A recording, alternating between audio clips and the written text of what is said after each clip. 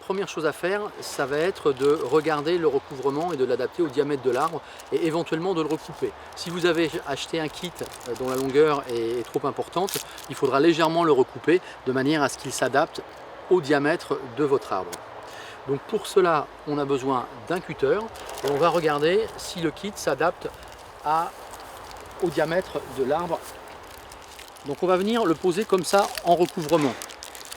On compte une vingtaine de centimètres. Vous remarquez qu'il y a une partie biseautée. Cette partie biseautée devra être posée de manière à pouvoir faire une rampe pour que les chenilles puissent l'escalader.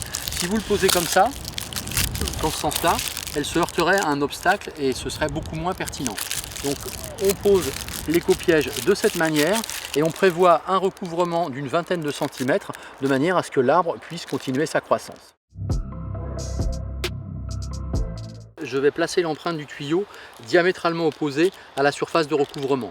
Donc je vais venir avec le tuyau simplement marquer la mousse, comme ça, de manière à pouvoir ensuite, avec un cutter,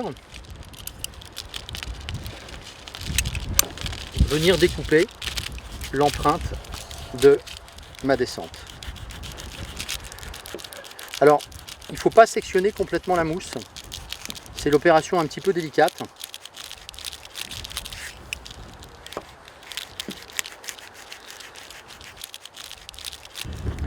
Donc là, l'idée, c'est que quand on assemble le tuyau, voilà, on puisse avoir quelque chose qui ne soit pas trop grand, de manière à avoir une bonne étanchéité.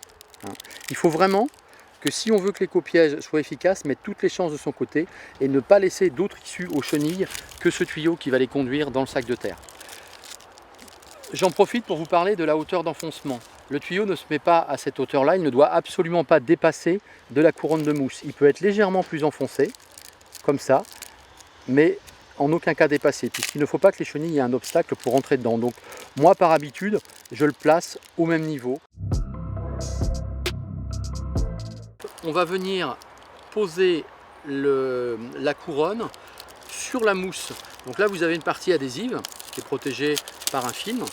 Donc on va venir coller cette partie sur la mousse. Donc là, on l'assemble bien bord à bord. Et vous avez remarqué qu'il y a des petits trous juste au-dessus qui vont servir à évacuer l'eau en cas de pluie. Donc on met bien les trous légèrement à dépasser de manière à ce que l'eau puisse s'écouler. Et on déroule la mousse le long de l'éco-piège sur la totalité de la longueur.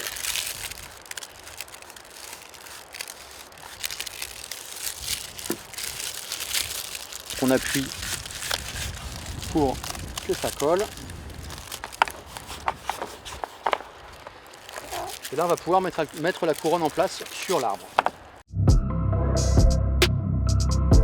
Préalablement à la pose de l'éco-piège, je conseille d'araser la surface de l'arbre. On va lisser l'écorce sur une hauteur d'à peu près 20 cm, de manière à avoir une surface de pose qui soit vraiment la plus plane possible. Pour cela, on peut utiliser un outil, donc ça peut être une hermine droite, une petite hache. L'idée, c'est d'avoir quelque chose de pratique qui puisse permettre d'enlever l'écorce. Donc pour ça, on va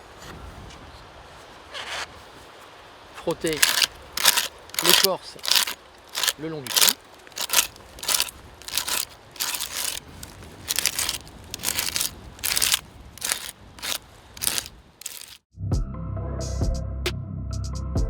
Une fois que j'ai préparé la surface de mon arbre pour la lisser le plus possible, je vais choisir l'orientation, sachant que je souhaiterais que le sac soit orienté côté sud. Le côté sud, ici, est exposé là, donc on va venir poser le sac de ce côté-là.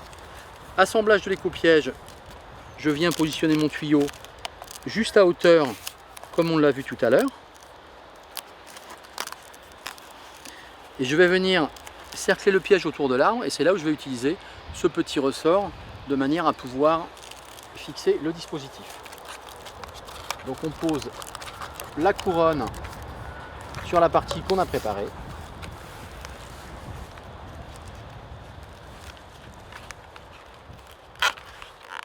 Voilà.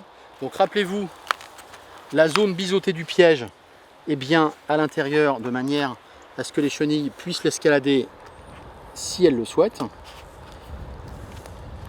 Et une fois que notre couronne est en place, on va venir disposer le système de ressort comme ça, qui va venir compenser la croissance de l'arbre. On va continuer la fixation de la couronne en piquant cette agrafe pour traverser les deux mousses de manière à ce qu'elle ne s'écarte pas, pour que les chenilles ne passent pas entre les deux. Donc là on va venir traverser la première épaisseur, on va bien serrer et on tordra l'agrafe par le dessous.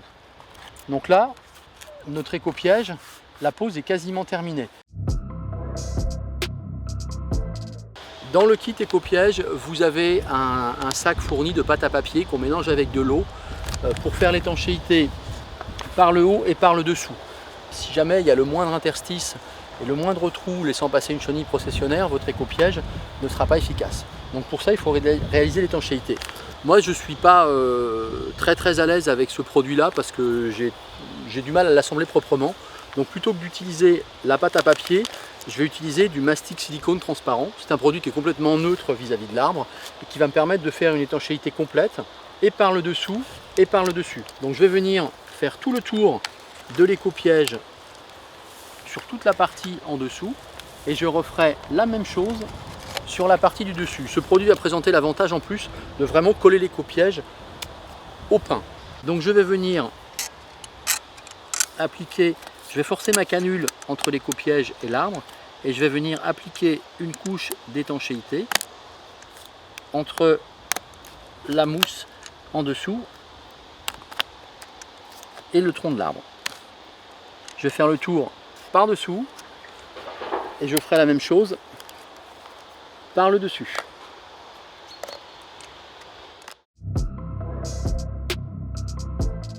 Mon sac, je l'ai reçu vide et je vais le remplir de terreau. Donc je vais choisir plutôt un terreau léger de manière à ce que le sac ne capte pas trop l'humidité ambiante.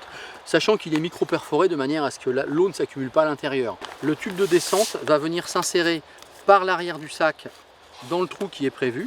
Au niveau de l'enfoncement, l'idéal est de l'enfoncer à peu près comme ça. Cette partie-là étant dans la terre et cette partie-là étant à l'extérieur. Ne pas enfoncer complètement le tuyau de descente et ne pas le laisser non plus trop en l'air par rapport à la hauteur de terre. Pour cela, on a une sangle, un dispositif de fixation de la sangle et puis deux crochets qui vont nous permettre de fixer le sac. Je passe la sangle sous l'éco-piège, sous la couronne. Et là, je vais venir fixer cette pièce. Donc là, on passe d'abord la sangle d'un côté, sans la vriller. La sangle de l'autre. On va venir faire une boucle. On le repasse de manière à pouvoir ensuite serrer. Même chose de l'autre côté. Je remonte la pièce, je repasse ma boucle et là je vais pouvoir serrer ma sangle. Je ne la serre pas trop dans un premier temps pour me permettre d'ajuster le sac. Si je la serrais complètement maintenant, je ne pourrais pas bouger le sac ni adapter sa hauteur. J'introduis le tuyau de descente dans le trou à l'arrière du sac et je viens disposer mes crochets.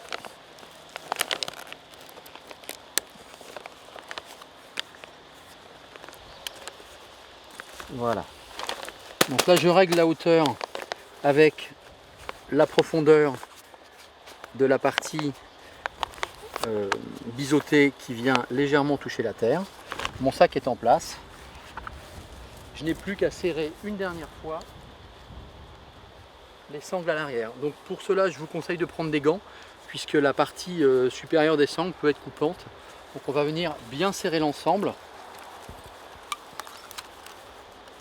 de manière à ce que le dispositif ne bouge pas. Donc là, mon éco-piège est posé. Je garde ces parties-là sans les couper de manière à pouvoir au besoin le resserrer. Et là mon éco-piège est en place.